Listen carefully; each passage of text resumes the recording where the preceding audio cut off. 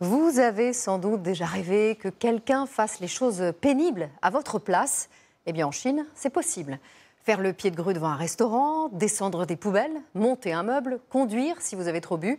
Le Covid ayant bouleversé l'économie, une multitude de petits boulots de ce type a vu le jour dans le pays.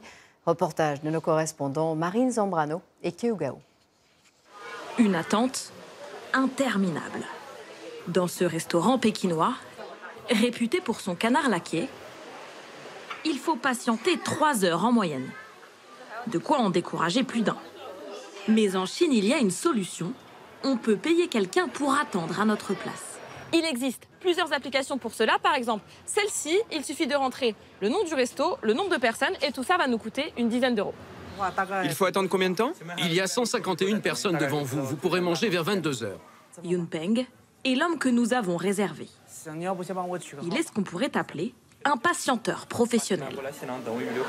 Pour avoir un salaire décent, il attend à longueur de journée. Les files d'attente au restaurant ne me rapportent pas assez, donc je peux aussi patienter à l'hôpital ou dans les administrations.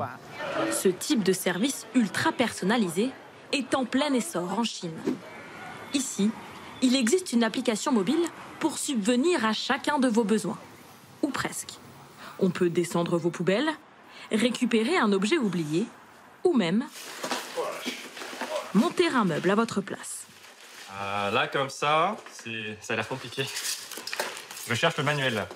Marc, 29 ans, vient d'emménager dans cet appartement à Shanghai. Il a 2 étagères à installer. Mon chinois n'est pas encore assez bon. Une corvée dont il peut désormais se passer. Tournevis.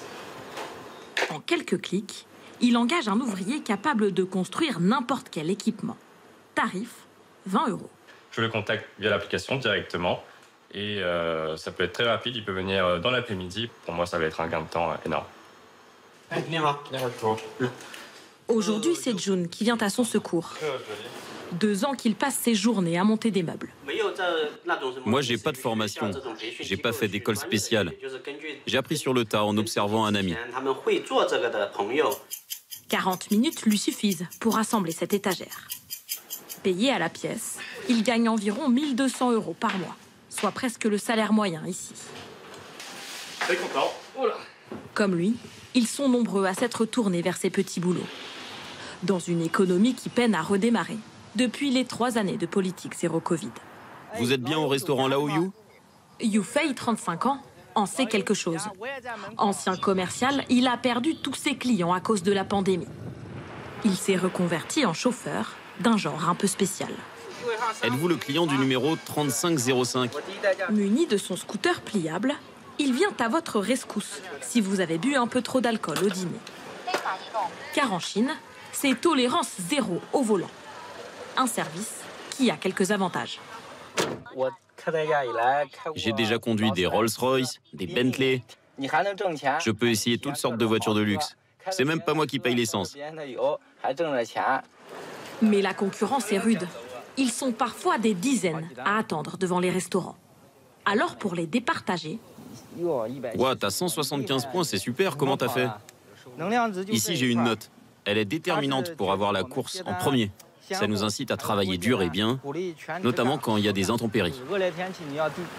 À environ 8 euros la commande, Yu Fei travaille jusqu'à 14 heures par jour et n'a aucune protection sociale. L'ubérisation de la Chine communiste est bel et bien en marche.